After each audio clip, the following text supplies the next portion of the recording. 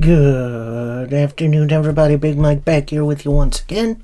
Welcome back to Big Mike Talks, where today I'm going to be giving you my review for WWE Crown Jewel. Now, just because I'm covering it does not mean I condone what goes on in that country.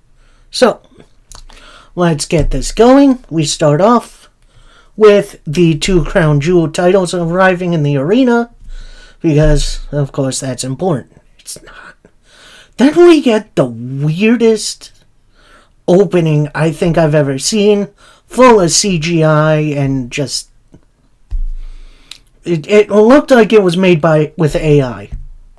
It was weird.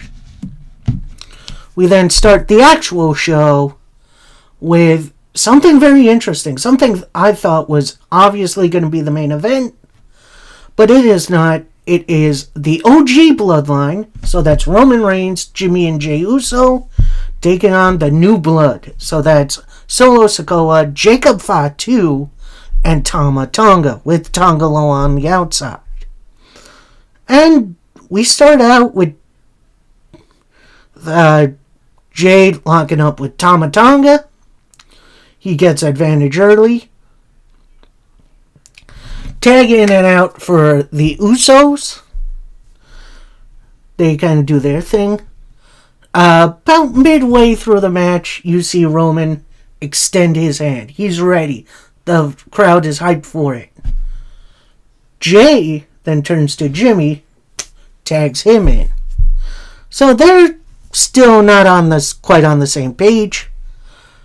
Jacob Fatu then gets tagged in, and he runs shop like this. This was an amazing showcase for the man.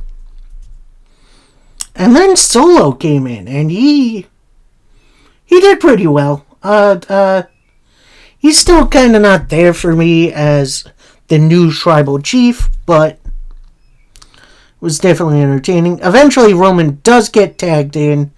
Hits a big old Superman punch, goes for the spear, but is intercepted by Tama Tonga, who eats his own Superman punch. But then Solo comes in, big old headbutt. Jacob Fatu with a big moonsault, dive to take out the Usos. Then Solo gets Roman Reigns up. Samoan Spike standing. Samoan Spike with Roman on his knees for the 1, 2, 3. And yeah, your winners, the New Blood. This was a little predictable, but I'm glad this crew finally got a big win, and it was on Roman of all people. So, post-match, you see the New Blood standing over Roman Reigns. Roman goes for the Ula Fala, which is on Solo's neck. New Blood then start a beatdown on Roman Reigns. Usos come in to try to even it up, but it's 4-on-3. Who comes out but the honorary Us, Sammy Uso? He comes out, he evens the odds, gets a couple of chairs in the ring, beats down the New Blood, where Tama Tonga, Tonga Loa, and Jacob are on the outside. Solo is on the inside, with each member of the OG bloodline in a corner. Then something very weird happens. You see Roman going for a Superman punch, and Sami Zayn going for a haluva kick. Solo ducks it. Sami accidentally hits Roman with the haluva kick. So, yeah, that was definitely very interesting. Post that, you see Jimmy and Sammy kind of getting into it a little bit, but Jey separates them. And then we get a very interesting shot. You got Roman Reigns, he's sitting up in the ring, he's got this dejected, defeated look on his face. But over his shoulder, on the ramp, you see Sami Zayn. A la what happened at WrestleMania 39, where Roman beat Cody for that time. So, ooh, the parallels, the storytelling. This has gotten me back in to the Bloodline story. And come Survivor Series at War Games, that's gonna be fun to watch. So, overall, match itself was pretty darn good. But I think the star of the show was the post-match angle with Sami Zayn.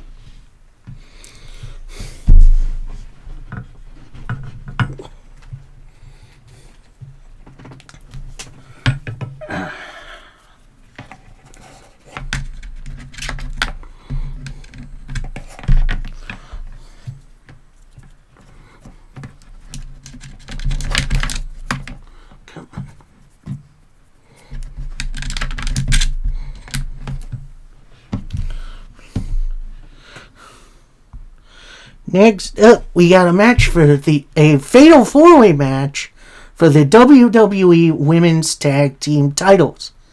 As Jade Cargill and Bianca Belair take on Io Sky and Kairi Sane of Damage Control, take on Jakara Jackson and I forget her name, I'm sorry, of the Meta 4, and Chelsea Green and Piper Niven. And this was a fun little TV match. Nothing super, to write home about. I think the big thing was the horse fight we got kind of right in the middle between Jade Cargill and, oh God, I'm going to forget her name. I do apologize for this. Lash Legend. That's her name. So that was a pretty good exchange. Everyone pretty much got their finishers in post-match. However, we have Chelsea Green. She goes for the Unprettier on Bianca. That gets blocked. But Bianca has Chelsea Green down enough for Piper Niven to hit a big old senton on Green. And then Jade Cargill tags in Bianca and Jade with a Doomsday device, in which, alright, that beats their suplex upkick finisher to pick up the win and retain their titles. I was kind of hoping this would be the start of the breakup angle of these two, but I don't know if that's the plan right now. I guess we'll see in the near future. Next up, we got Seth freaking Rollins taking on Big Bronson Reed. This match starts with Bronson Reed making his entrance. Seth Rollins, who's already in the ring, meets him on the ramp, and they just brawl. They brawl all over ringside. It's definitely big. Eventually they get in the ring. Bell rings. Big splash by Reed. Big old clothesline. Hits one tsunami. Goes up. Launches himself for another one. Seth Rollins moves. Hits a stomp. Only for a 2 count.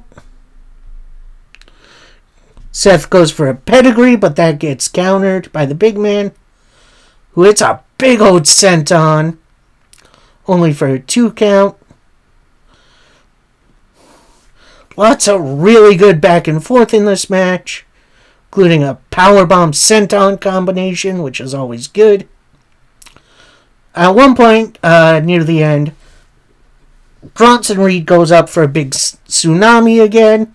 Seth then rolls to the outside of the ring. Reed follows him. Gets him a couple of times into the announce table. Puts him on the announce table. Seth then with another stomp. Seth gets back in. Reed beats the 10 count. Another stomp from Seth. Then Seth goes up top. It's a super stomp from the top rope to pick up the win. And as Seth Rollins is celebrating and going up the ramp, Bronson Reed gets up. He's got a little bit of blood dripping down his face. And they have a stare down. So this feud isn't over. Hopefully Reed can pick up a win. Although, I don't know. Reed kind of feels bulletproof right now. He feels like he could be inserted into the main event pretty much anywhere. He's being treated like a big deal, even though he's losing. Would I like to see him win more? Sure. But, I feel like WWE are doing a good job at presenting Bronson Reed as this monster. And now we have our first of 2 Crown Jewel title matches. But this time, it's for the Women's Crown Jewel Championship.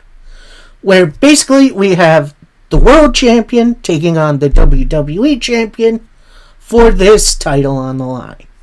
So it's Liv Morgan taking on Nia Jax. And this, I don't know, this match felt a little clunky to start off. Eventually they did get it going, especially with that nasty powerbomb by Nia Jax. And then who comes out? It's Miss Money in the Bank, Tiffany Stratton. She goes right up to the ref. It looks like she's cashing in. Nia Jax rolls outside of the ring and just gives her the big old glare. Nia then seems to run Tiffany Stratton off. So that gives Liv opportunity to fight back. She tries a dive, but that gets caught by Nia, who goes for a big Samoan drop on the outside. That gets blocked into a roll-up, only for a 2. Stratton then comes back down to the ring.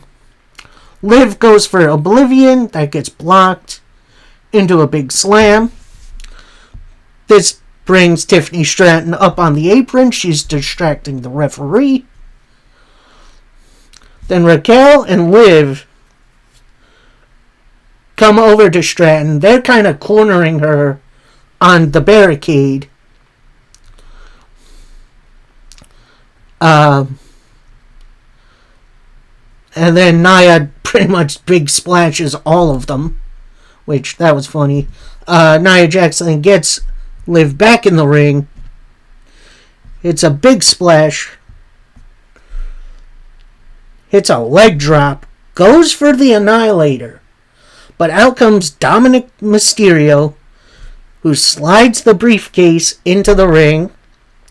Stratton then takes out Dom. Liv then hits the Oblivion on the case to pick up the win. And your new Crown Jewel Champion, Liv Morgan. So, definitely an entertaining match. Definitely a bit too much outside stuff, although it does make sense. However, my only downturn is it's time to shit or get off the pot, if you know what I mean. Tiffany Stratton either needs to cash in and fail or cash in and succeed. It's time. I'm tired of these teases and it going nowhere. Either cash in or just do something else with her. Now, post this, as Liv is celebrating, Triple H comes out, hands her the title, which is gigantic. This thing is an oversized title.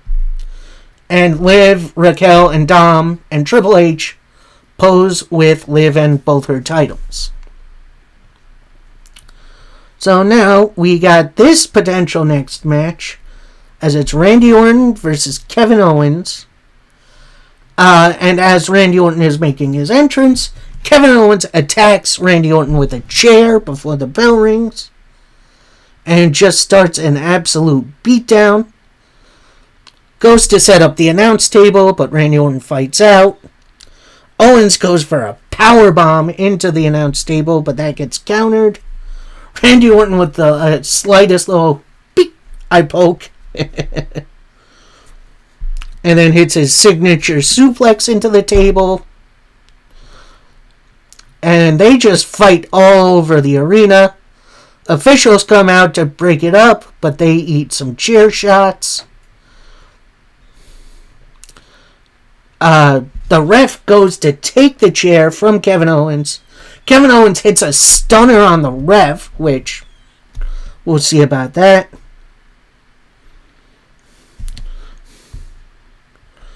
Randy Orton then gets the chair. He goes to use it. Officials take it from him. Randy Orton then fights through it. Kevin Owens with his own eye poke into a DDT. This brings out both GMs for Raw and SmackDown. So Adam Pearce for Raw, Nick Aldis from SmackDown. Adam Pearce gets in Randy Orton's face a little bit, eats an RKO, which I don't know how long it's been since Adam Pearce took a bump, but it's definitely been a while. Orton and Owens then brawl into the arena. They come to a little area that's a little too set up for me. Like, tables all laid out, covered in a sheet. Kevin Owens lays Randy Orton onto the equipment box, aka the tables. Goes up to an elevated area in the stands. Hits a big old Macho Man elbow drop through Randy Orton through the table. Basically, match is thrown out. Doesn't happen right now. I guess we're going to get this match a little later. But good lord, that was a good brawl. It has been a while since we've seen just two guys just brawling. And I am a little sad we didn't get this match, which would eventually set up Kevin Owens versus Cody Rhodes at some point. But I'm okay with this. It makes Kevin Owens look like a badass. Makes Randy Orton a little bit more sympathetic. So, I'm okay with it. Next match, it is time for the United States title match. And it's a triple threat match. We get Andrade taking on Carmelo Hayes, taking on the champion, LA Knight. Yeah! And I'm going to say this. This felt like Game 7 for Andrade and Carmelo, with LA Knight kind of injecting himself into this match. Like, it kind of worked, but Knight felt like a third wheel. Like, you did the cool moves to each other, like Andrade with his Spanish fly off the ropes. That always gets me.